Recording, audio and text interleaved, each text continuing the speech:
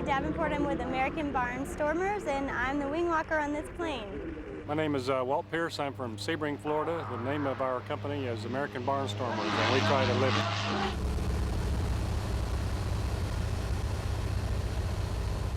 Yes, you can see her right now moving across the wires in the middle of the wing, moving on out to the right wing tip and holding onto the strut between the wings. Take a look at this brave young lady as they come by. She's walking across that wing. Waving to you as they go by. She is not wearing a parachute.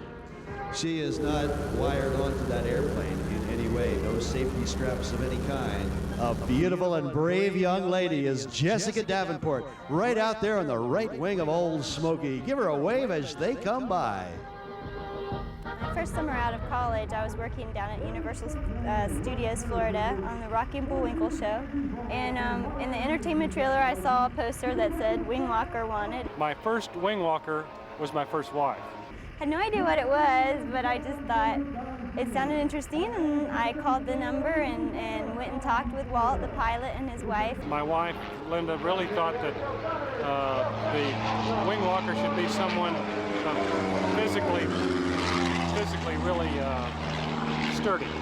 And next thing I knew it, I was training to do something I never thought I'd do in my life, but it was fun, and it still is fun. So. She's first-class Wingwalker. She's very fast, very accurate, very professional, and a lot of trust there. She does a great job. He is very safety conscious. He's very methodical in the way that he flies and you know, that he does things. Everything's very set, and he's just a real stable type person, which I guess it takes someone like that to. He's not what you call a daredevil person, you know. He just loves flying. So, well, basically, I climb all over this plane. And while the pilot does a series of different aerobatic maneuvers, he does rolls and loops and flies upside down, and I hang on. It's a lot of wind. I get a lot of bruises just from leaning up against things and balancing myself against the strut and the wires and things like that. So. Well, like the scariest time was actually the first time I even stood up in the cockpit. I had no idea what it was going to be like. I think it was just anticipation, because I had stuck my hand out before and it totally whipped my arm back, and I was like, oh boy, what's it going to be like when I stand up? And when first time I stood up, I went back, and I had to catch myself real fast. And so, you know, once you get used to what it's going to be like, you know what to expect, and it's not a surprise.